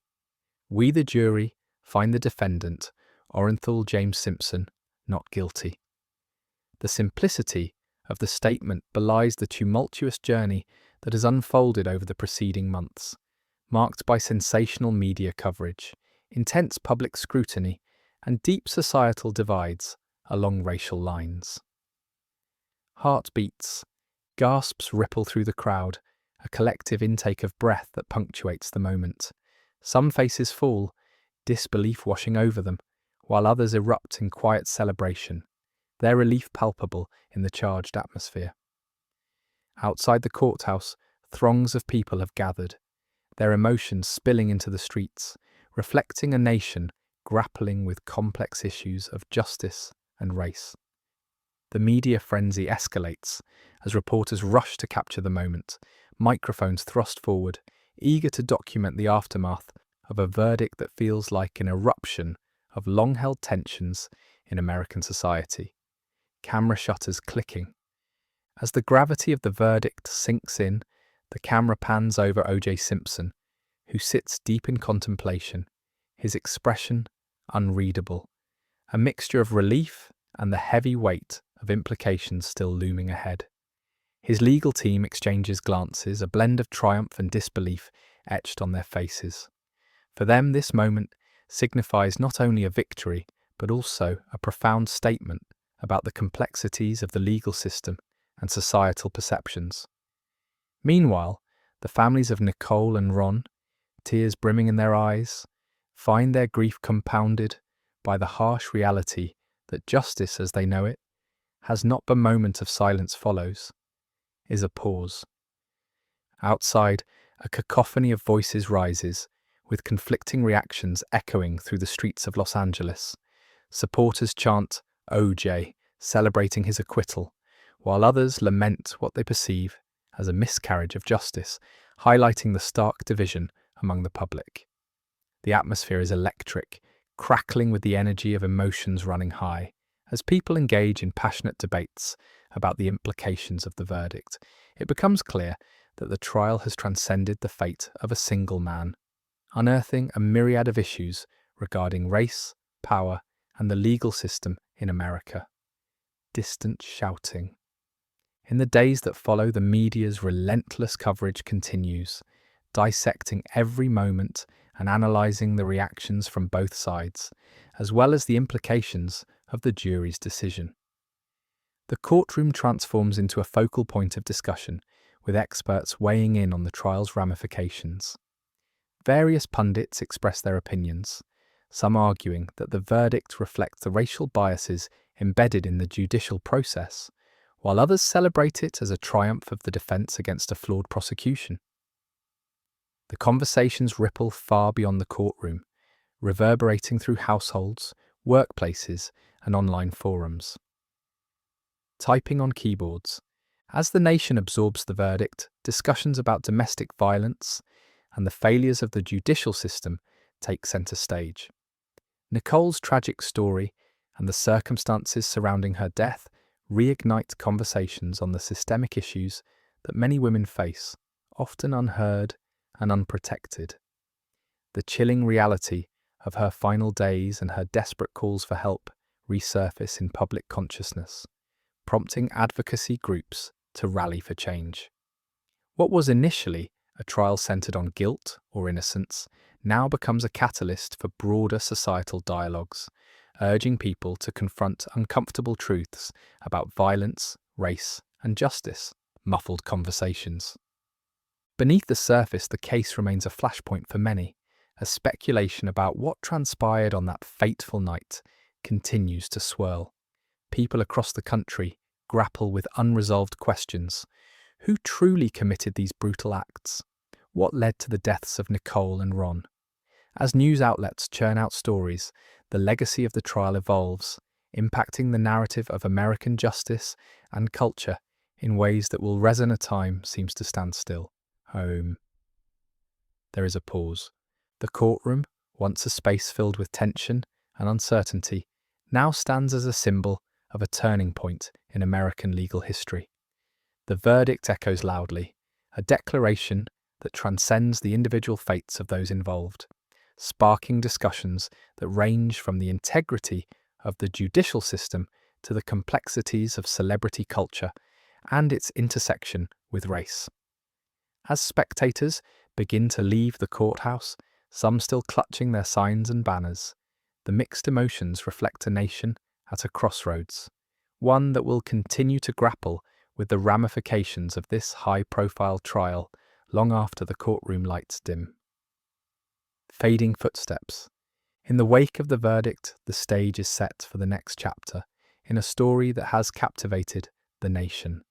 One where the echoes of justice, both achieved and denied, will linger in the public consciousness. The world watches closely as the fallout from this pivotal moment unfolds, hinting at unresolved tensions that remain at play in the hearts and minds of many. October 4th, 1995, Los Angeles, California. The aftermath of the trial begins to unfold. The city buzzes with uncertainty, conversations erupting in every cafe, bar, and living room as residents grapple with the implications of the verdict delivered just days ago. The air is thick with tension, a volatile mix of disbelief, anger, and relief swirling among the crowds.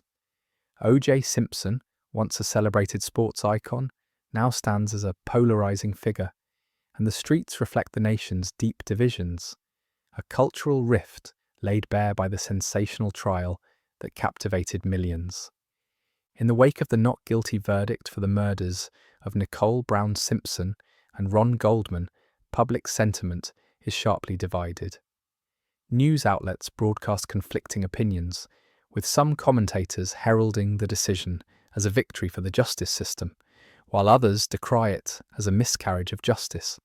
The cacophony of voices grows louder as people take to the streets, their passions ignited, shouting slogans that reveal their deeply entrenched beliefs about race and privilege in America. The hum of discontent fills the air, punctuated by the blaring of car horns, an auditory reminder of the ongoing unrest. Car horns. Amid this societal upheaval, discussions about race and justice permeate the airwaves. Talk radio hosts invite listeners to share their thoughts, each voice adding to the chorus of frustration or exultation. In homes across Los Angeles, families sit glued to their television screens, recoiling or celebrating as pundits dissect the trial's outcome.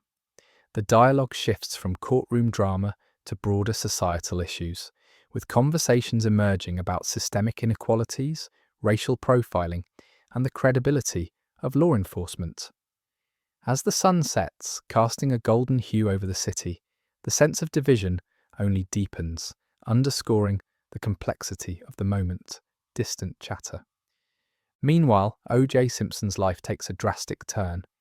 As he walks out of the courthouse, he is met with a mixture of cheers and jeers from crowds gathered outside, a stark juxtaposition of emotions that mirror the public's response.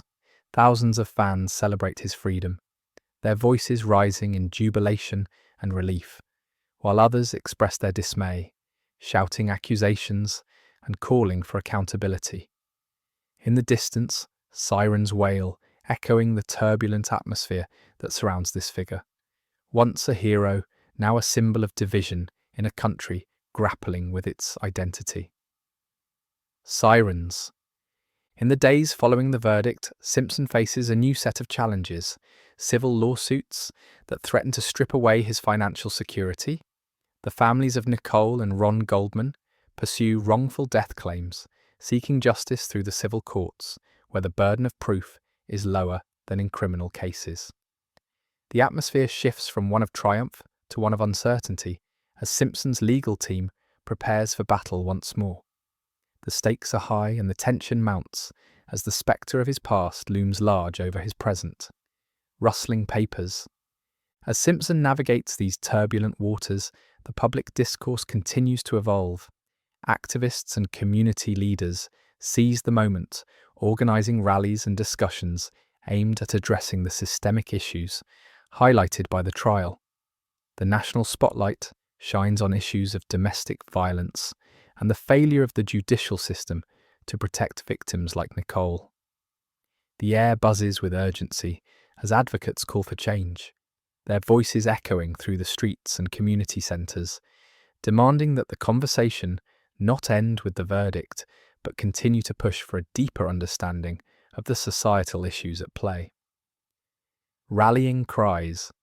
Inside the confines of homes and community centres, people reflect on the trial's implications. The emotions raw and palpable. Conversations are fueled by the recent revelations, and the weight of the case hangs heavily in the air. Parents speak to their children about the importance of justice, teaching them the lessons of the past while hoping for a brighter future. In living rooms filled with friends and family, laughter mingles with somber discussions, a reminder that life carries on even amid grief and uncertainty. Soft laughter. As winter approaches, the fallout from the trial continues to reverberate through the nation, influencing a generation that witnessed the spectacle unfold on their screens. The trial doesn't just end with the verdict, it morphs into a pivotal moment, a historical touchstone that shapes conversations about race, gender, and power in America. The once celebrated athlete now finds himself under a microscope, his every move scrutinized, and the weight of public opinion bears down on him. The constant flashes of cameras become an unwelcome reminder that while he may be free, he is far from unencumbered. Camera clicks. In the heart of Los Angeles, as streets buzz with the aftermath, the conversations evolve. Community leaders, inspired by the events, host forums to discuss the intersection of race and justice, tapping into the energy sparked by the trial. The air is alive with the scent of fresh coffee, the warmth of shared ideas flowing in vibrant discussions. People gather, their voices rising in unity, as they seek to transform the outrage into action. determining how to make a difference in light of the deeply felt divisions exposed by the trial. Coffee shop ambience. As the scene unfolds, the legal battles continue, both in the civil courts and in public discourse. The question lingers: what will be the true cost of this verdict? The societal implications are vast, and the conversations sparked continue to challenge the very fabric of American life. The legacy of the trial is not just about one man's innocence or guilt. It is a reflection of a nation grappling with its ideals of justice and equality.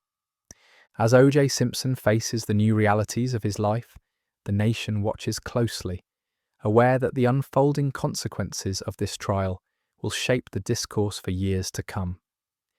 The next chapter is uncertain, a path riddled with questions about accountability, healing, and the quest for justice in a divided America. The air thickens with anticipation as the future looms ahead. The conversation's just beginning to scratch, the room falls quiet, lies beneath. There is a pause. January 4th, 1997, Los Angeles, California. The civil trial against Oj Simpson begins. Inside the courthouse, a palpable tension fills the air, a stark reminder of the tragic events that led to this moment. Families of the victims, Nicole Brown Simpson and Ron Goldman, gather in the courtroom. Their faces a mix of resolve and heartbreak as the proceedings unfold before them. The atmosphere is charged with anticipation, each breath held tight as the judge enters, signalling the start of a highly publicized trial that will scrutinize the actions of a man once celebrated as a cultural icon. As the session commences, the plaintiffs outline their case, asserting that Oj Simpson's actions directly led to the wrongful deaths of Nicole and Ron. The courtroom, filled with spectators and media representatives, vibrates with murmurs of those eager to witness the unfolding drama.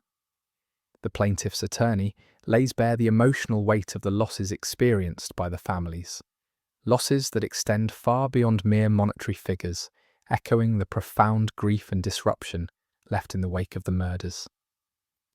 Each word resonates through the wooden chamber, steeped in sorrow and determination, as the attorney paints a vivid picture of lives forever altered. The jury, seated in their box, listens intently, their expressions a tapestry of empathy and contemplation. Among them, one can sense the gravity of the responsibility they bear. The decision they will reach holds the power to affect lives far beyond the courtroom walls. As the attorney describes Nicole's vibrant spirit and Ron's bright future, a silence blankets the room, punctuated only by the rustling of papers and the soft shuffling of feet. It's a moment of collective remembrance, evoking the humanity of those lost and the urgency of seeking justice. The sound of the gavel echoes, marking the transition as Oj Simpson's defense team rises to present their counter-arguments. They frame the narrative, attempting to dismantle the plaintiff's claims, insisting that Oj is not only innocent, but also a victim of circumstance. The defense argues that the evidence is circumstantial, seeking to plant seeds of doubt in the minds of the jurors. In sharp contrast to the plaintiff's emotional appeals, the defense's tone is pragmatic, emphasizing the frailty of the evidence and the potential for flaws in the prosecution's case.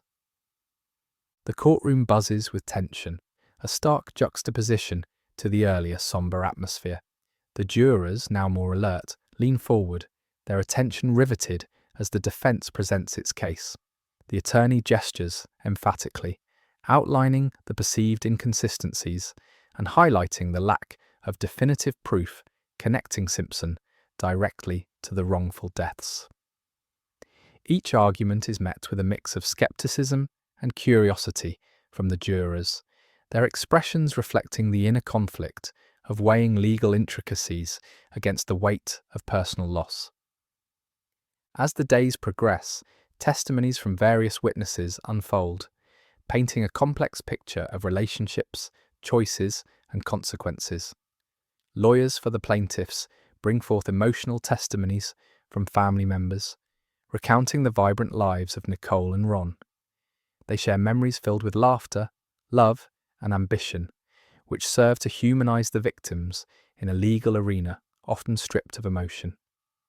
The room, charged with palpable sorrow, fills with soft sounds of sniffling, as those present are reminded of the gravity of the situation.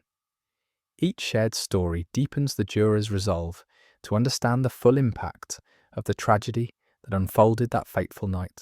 Meanwhile, the media circus outside the courthouse reflects the nation's keen interest, capturing every detail and speculation around the trial.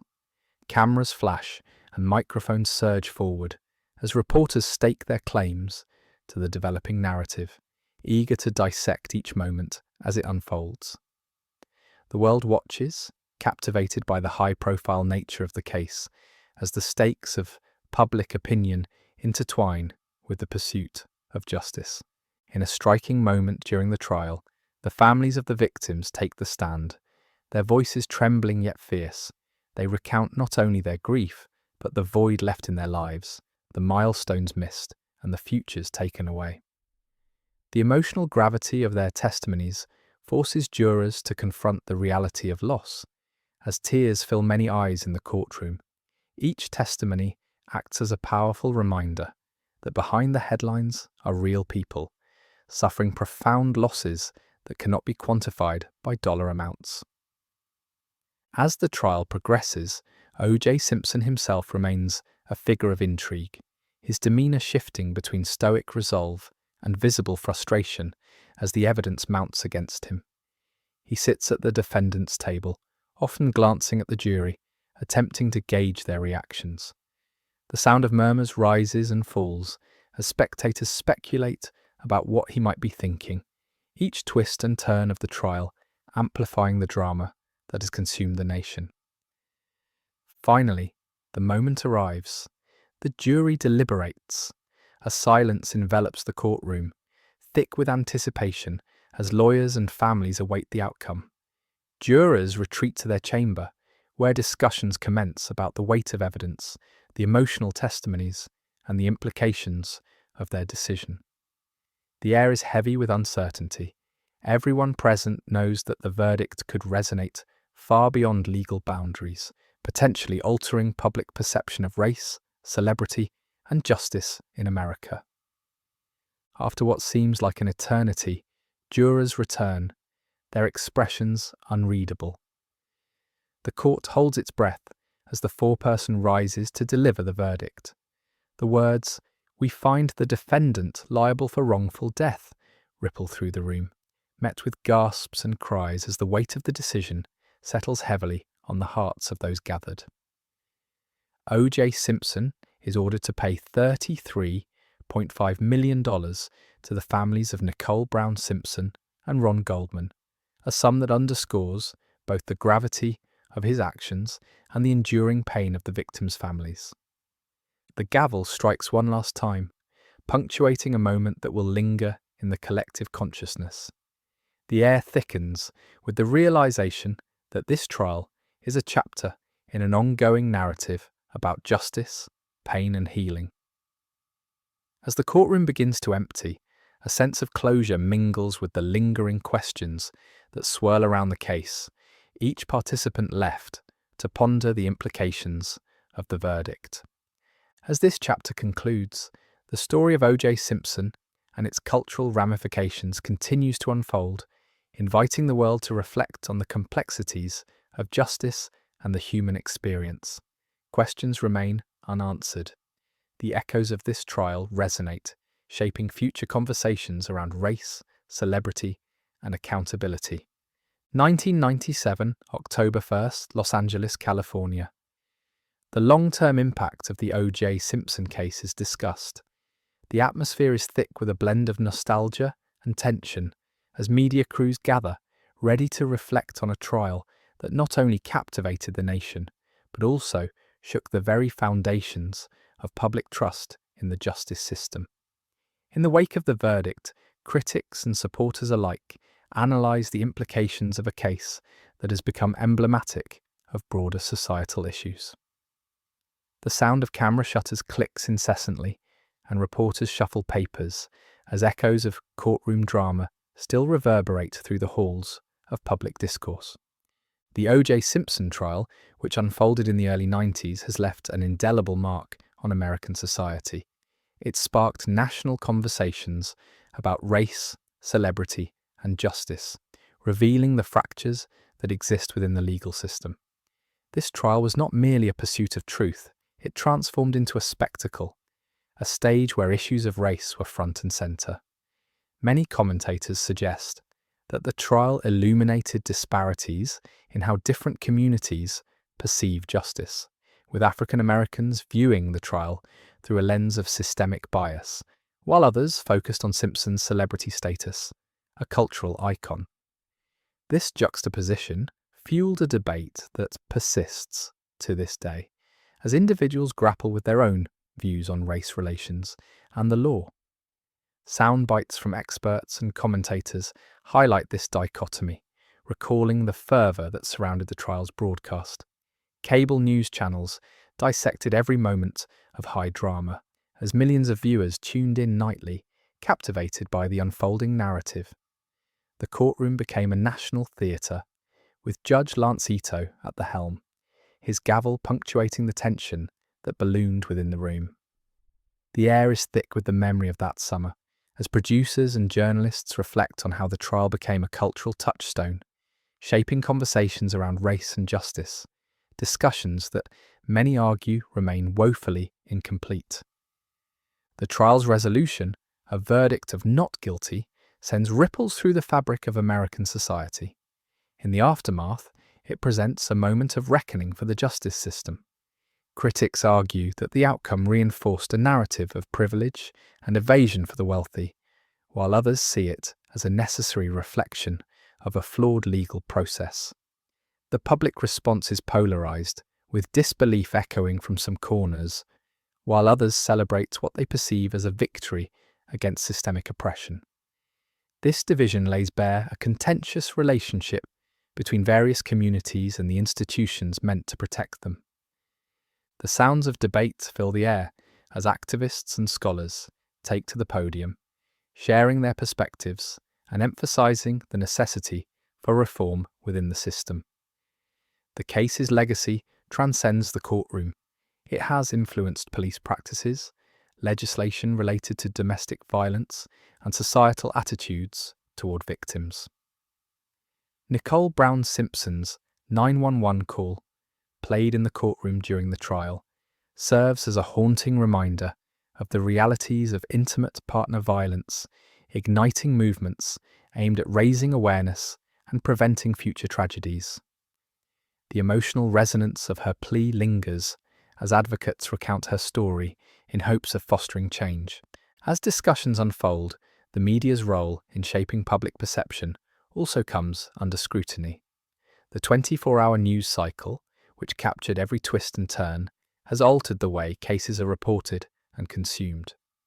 Media experts argue that the sensationalism surrounding the trial, coupled with relentless coverage of Simpson's celebrity status, has resulted in a culture where the line between news and entertainment becomes blurred. The sound of cameras clicking and voices overlapping illustrates this tension, as reporters vie for the most sensational angle, often at the expense of deeper analysis. Furthermore, the trial's impact extends beyond criminal law, infiltrating the realms of pop culture and entertainment. The narratives surrounding race, privilege, and justice have been explored in documentaries, films, and television series, reflecting a persistent interest in the case. The ongoing portrayal of the Simpson trial in popular media keeps the dialogue alive, prompting new generations to examine the implications of the verdict and the systemic issues it laid bare. As the sounds of outrage and debate punctuate the air, it becomes clear that the trial remains a lens through which many view contemporary issues within the justice system. With each retelling, the complexities of the case become more pronounced. It is no longer simply about a murder trial. It evolves into a reflection of societal values and the ongoing struggle for equity. Activists and educators emphasize the need for critical discussions about race and privilege in schools, urging future generations to learn from the past. The voices of victims and their advocates echo as they stress the importance of addressing domestic violence and holding abusers accountable, challenges that continue to persist in contemporary society. As conversations about the Oj Simpson case unfold, the presence of unresolved questions looms large. Who truly holds power in the courtroom? What improvements can be made to ensure fairness in the judicial process? The sounds of passionate voices rise, echoing through discussions as advocates call for a justice system that truly serves all people, regardless of race or socioeconomic status. Each query serves as a reminder that the ramifications of the case will continue to shape conversations for years to come. As the day wanes, reflections on the trial's legacy deepen, revealing a societal landscape still grappling with the issues it raised. The echoes of the past resonate in the present, highlighting that the search for justice is ongoing, fraught with challenges and complexities. The air is thick with a mix of hope and frustration, an acknowledgement that while strides have been made, much work remains ahead. In this charged atmosphere, one can't help but ponder how the threads of this narrative will weave into the fabric of future discussions about justice. What new revelations will emerge? How will the lessons learned from this case influence the next generation? As the dialogue continues, the stage is set for future revelations and reflections that will keep the conversations alive, shaping the path toward a more equitable judicial system. The story is far from over. 2111 United States. The cultural impact of the O.J. Simpson case is analysed. As the new millennium dawns, the echoes of a trial that once gripped the nation continue to influence discussions surrounding crime, justice, and media representation. The O.J. Simpson trial, which commenced in 1995, transcends the courtroom, morphing into a spectacle that captures the collective consciousness of America. It is not merely a legal confrontation, but a cultural phenomenon that reshapes television programming, film narratives, and public discourse on race, violence, and celebrity. From the moment the trial begins, it ignites a media frenzy. News networks dedicate round-the-clock coverage, transforming courtroom updates into the latest must-watch events. Lawyers, witnesses, and jurors become household names, their faces and voices resonating through living rooms across the country. The broadcasts are punctuated by moments of tension and drama, with cameras capturing the intricate nuances of human emotion and the palpable anxiety in the air. As viewers become emotionally invested, the lines between reality and entertainment blur, paving the way for a new genre of television. True crime dramas, documentaries, and even satirical programs inspired by the trial's unfolding events.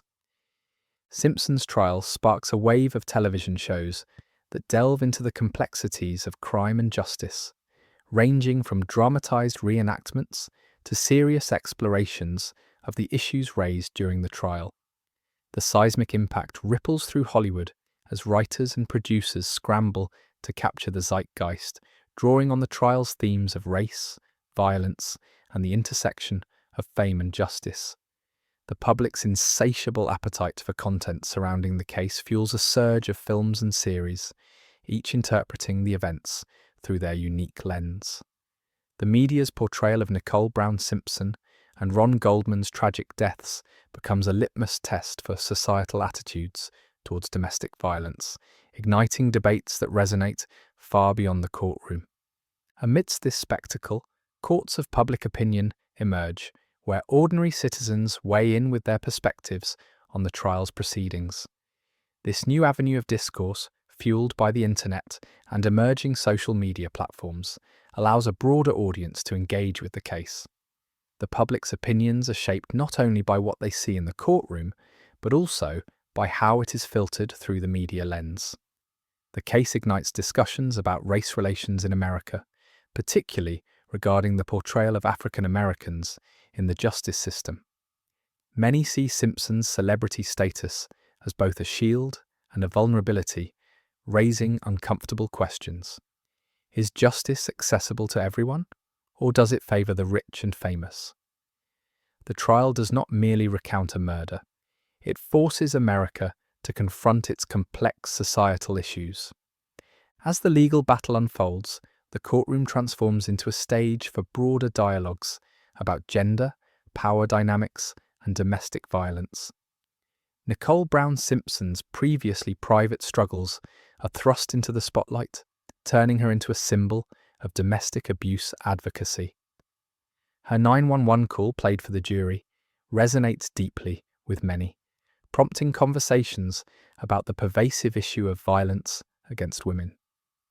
Nicole's voice, filled with fear and desperation, serves as a powerful reminder of the realities many face behind closed doors.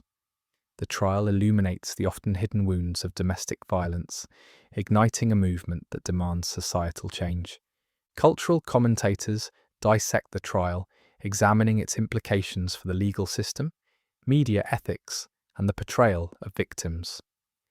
Documentarians seize this moment in history, producing works that reflect on the trial's impact and its media portrayal. The narrative becomes a case study in how the public engages with justice, celebrity culture, and the media. As people consume content related to the trial, they grapple with their understanding of morality, justice, and what it means to be a victim or criminal in society's eyes. Even as the trial concludes, its legacy persists.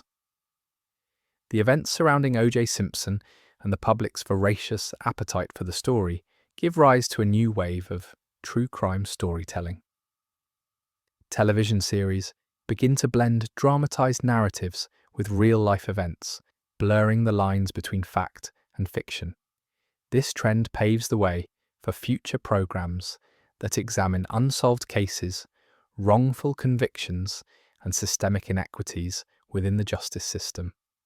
The O.J. Simpson trial, in many ways, serves as a precursor for how true crime narratives take shape in contemporary media, fueling a genre that is now more popular than ever. Moreover, the trial alters the public's perception of celebrity.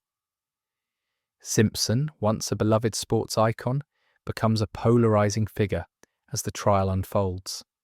His celebrity status complicates public discourse as people grapple with the idea that fame does not exempt one from accountability. As the drama plays out in the courtroom, conversations about privilege and race intersect, revealing deep-rooted societal divides. The trial's outcome sparks debates about the fairness of the judicial system, while the media's portrayal of Simpson raises critical questions about how race and background shape narratives in high-profile cases. As the years unfold, the cultural impact of the O.J. Simpson trial continues to reverberate. The conversations it sparked around race, violence, and media representation remain relevant, prompting society to continually reflect on how these themes manifest in various aspects of life. The trial is not simply a historical moment, it represents a turning point that affects how future cases are covered and understood.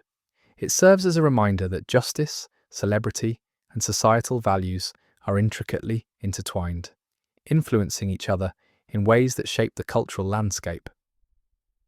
The legacy of the O.J. Simpson case is multifaceted, with its influence extending far beyond the courtroom. It becomes a touchstone for discussions on media ethics, representation, and the complexities of the justice system. The trial's narrative is woven into the fabric of American culture, where its lessons continue to inform how society engages with crime and justice today. As audiences reflect on the events, lingering questions remain about the nature of truth, justice, and the stories that shape public perception. As this chapter of cultural reflection comes to a close, the next phase of the story beckons. What new revelations will surface as the trial's legacy continues to unfold? How will future generations interpret the events that captivated a nation?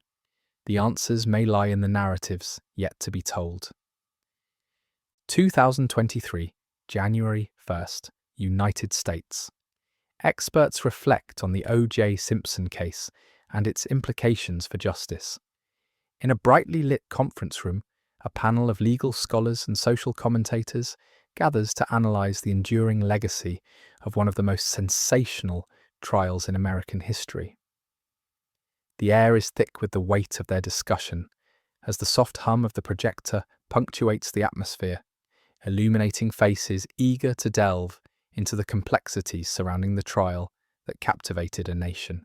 Each voice carries the gravity of history, intertwining past events with present-day conversations about race, justice, and the legal system. The panel begins by recounting the trial's unprecedented media coverage, a frenzy that transformed a legal battle into a cultural spectacle. The Oj Simpson trial, which began in January 1995, was not just a courtroom affair. It was a reflection of societal tensions, particularly concerning race relations in America. As one expert notes, the trial opened a dialogue about the treatment of black individuals within the judicial system, a conversation that resonates powerfully today. The sombre acknowledgement of the trial's implications looms over the panel, as they explore how the case became a lens through which the nation examined its flaws and biases. The sound of pens scratching against notepads punctuates the air, capturing thoughts and observations about a case that still ignites passionate debate. The experts also discuss the juxtaposition of celebrity and justice, highlighting how O.J. Simpson's status as a former football star and cultural icon complicated perceptions during the trial. The expert panel reflects on how media portrayal influenced public opinion, often overshadowing the tragic loss of Nicole Brown Simpson and Ron Goldman. The room's atmosphere shifts subtly as the speakers emphasize the importance of remembering the human cost behind the headlines. There is a palpable tension as they navigate the fine line between celebrity fascination and the grim reality of two lives tragically cut short. The rustle of papers fills the space as one scholar shares how this case ignited a national conversation on domestic violence, further intertwining the narratives of race, celebrity, and systemic injustice. As the discussion deepens, the focus turns to the trial's impact on future criminal cases. One expert posits that the revelations about evidence handling and courtroom strategies have led to changes in how trials are conducted, particularly regarding the treatment of evidence in domestic violence cases. The panelists agree that the O.J. Simpson case served as a wake-up call for the legal system, prompting reforms aimed at ensuring a fairer process for those affected by such crimes. Their voices resonate with urgency, driven by the desire to illustrate the ongoing relevance of the trial's legacy.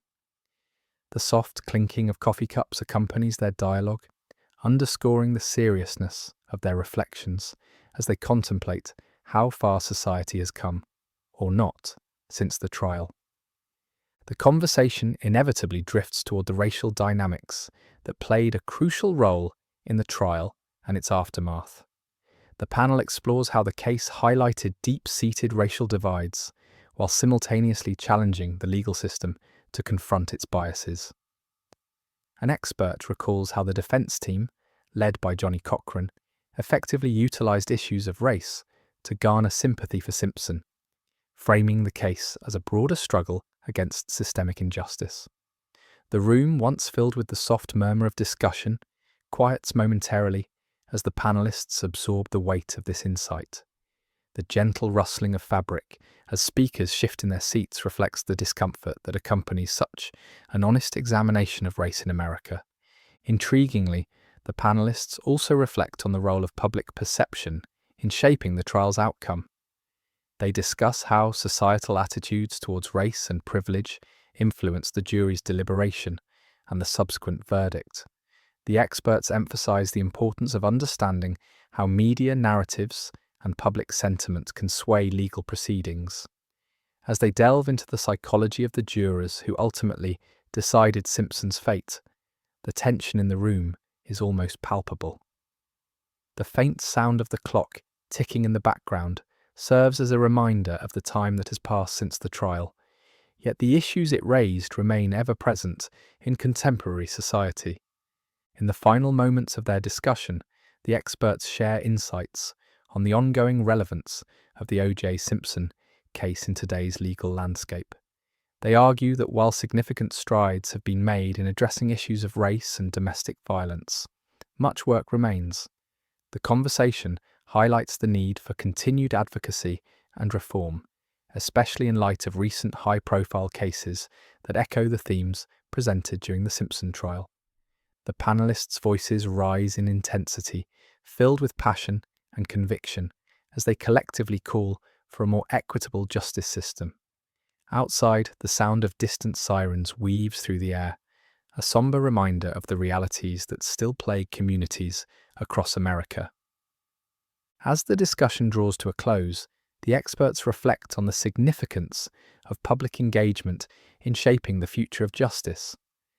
They emphasize that the conversations sparked by the Oj Simpson trial must continue, pushing society to confront uncomfortable truths and strive for progress.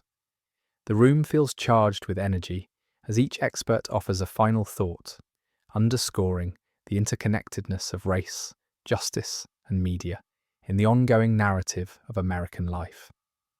The soft scribbling of notes echoes in the silence that follows, leaving an indelible mark on those present.